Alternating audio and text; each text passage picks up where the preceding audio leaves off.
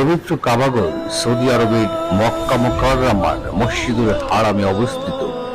এটি মুসলমানদের কাছে সবচেয়ে পবিত্র ও সম্মানের স্থান এবং নামাজের কিবলা। কাবা শব্দের অর্থ উঁচু। আরবিতে উঁচু ঘরকে কাবা বলা হয়। কাবার ভিত্তিপ্রস্তর স্থাপন করেন স্বয়ং ফেরেশতা আল্লাহর নির্দেশে। আমি যেখানে দাঁড়িয়ে আছি এই জায়গাটির নাম হচ্ছে গফরগাঁও উপজেলার রসুলপুর ইউনিয়নের সান্দাইন গ্রাম। যে গ্রামে জন্মেছিলেন আমাদের এই উপমহাদেশের বিখ্যাত একজন আলেম সুফি সাধক, যার কথা শুনলে আপনারা অবাক হয়ে যাবেন। শুধু বাংলা কেন, এই বাংলাদেশ কেন, ভারতবর্ষের ইতিহাসে এমন ঘটনা নজিরবিহীন। আপনাদেরকে সেই ইতিহাস জানান দেওয়ার জন্য গফরগাঁও উপজেলার রসুলপুর ইউনিয়নের সান্দাইন গ্রামে আমি আজকে উপস্থিত হয়েছি। প্রিয় দর্শকবৃন্দ, সেই ইতিহাসটি কি? সেই ইতিহাসটি হচ্ছে হাজী সুফি উমেদা আলী একজন ইতিহাস হয়ে আছেন, যে এই দেশের সন্তান, এই দেশের মানুষ হয়ে পবিত্র মক্কা নগরীতে যিনি ইমামতি করেছেন। এই ভারতবর্ষের ইতিহাসে এই একমাত্র ইমাম হিসেবে আজও তিনি বিদ্যমান আছেন। ইতিহাসে এমন আর ঘটনা আমরা কখনো খুঁজে পাইনি। আমি যেখানে দাঁড়িয়ে আছি ঠিক এই পিছনে রয়েছে ওনার কবরস্থান, সমাধিস্থল। 40 বছর পর মসজিদে আকসা নির্মিত হয়। সুফি উমেদা আলী আখন্দ মসজিদে হারামে ইমাম হিসেবে নিয়োগের আগে তিনি কয়েক বছর সৌদি আরবের প্রসিদ্ধ একাধিক মসজিদে ইমাম ও খতিবের দায়িত্ব পালন করেন।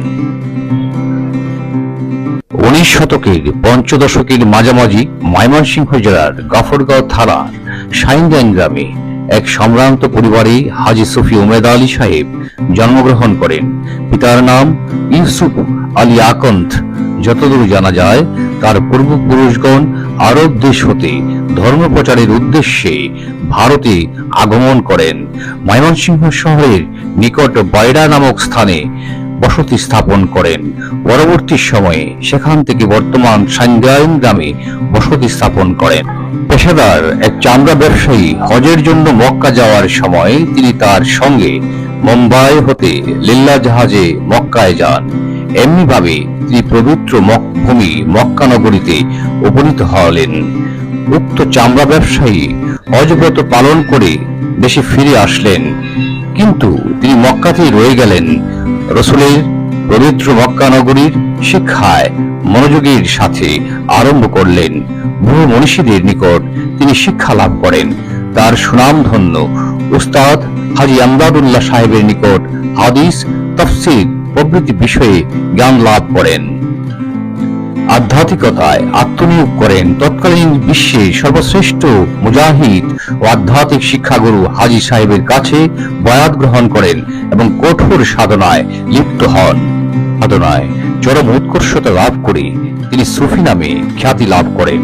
তিনি জ্ঞানী ও আধ্যাত্মিকতায় এত উৎকর্ষতা লাভ করে যে একজন অনারব ও অবিবাহিত হওয়া সত্ত্বেও তাকে কাবাগরের ইমাম নিযুক্ত করা হয়।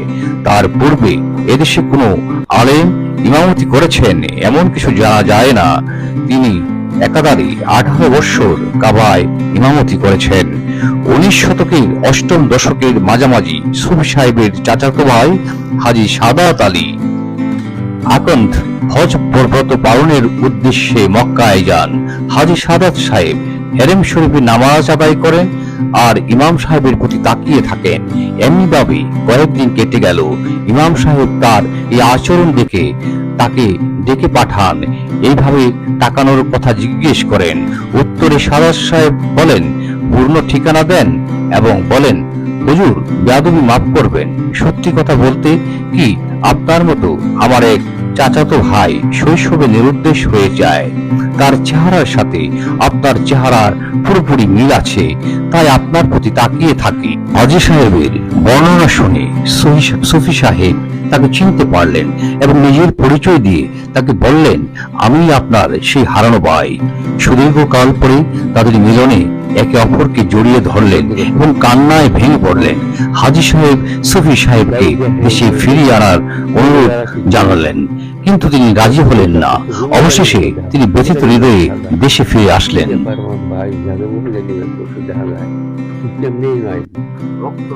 এই ব্যবহার হইলো আসরের নামাজের পরে তাই ইমাম সাহেব ওখানে বইয়া মাস্টার মাসার মধ্যে আলোচনা করে মাগরিব পড়ে যায়। কোনো শিক্ষা প্রতিষ্ঠান ছিল না, সুতরাং বাড়িতে গৃহ শিক্ষক পড়াইতেন। তো ওনার বয়স ছোট সময়ে, ওনার জন্মের কিছু পরে এক মুরব্বী আসছিলেন বেড়াইতে। তারপরে উনি ওনার চেহারা দেখা উনি বললেন যে এত কালে মানুষ বাইরে বার করবেন না। এই পরে গৃহসখী পড়াইতেন।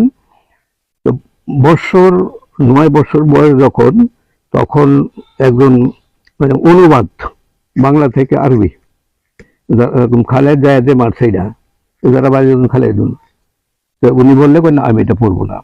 কেন? তো মিথ্যা। বলে কি করিয়া? আমি তো দেখলাম না মারতে। এটা পরে শিক্ষক, গৃহ শিক্ষক তার আব্বারে বলছেন, তার আব্বা কিছুটা বকাবকি করছে। যাক, অন্যদিন এসব 10 বছর হয়ে আসছে। এই যে এটা একটা বিডা আছে, ফৈত্যের বিডা কয়। এই ফৈত্যের বিডায় ওই কামলা লাগাইছে, তখন তো গৃহস্থী প্রধান ছিল। কামলা লাগাইছে, তখন বলছে যে উমেদ আলী এক কাম করে বাবা, তুমি হরি খাইয়া দেয়া কামলা গলিগা তামুক ডাবায় বেনে লই তোর বাপে বলছে আর কি, ইউসুফ আলী সব বললে। উনি বললেন যে না আমি নিব না, আমি এটা নিব না। কেন? এটা মাকরু। মাকরু তার বাপে মানে বকাবকি করছেন। এরপরেই উনি বাড়ি থেকে বাড়িয়ে পড়ছেন।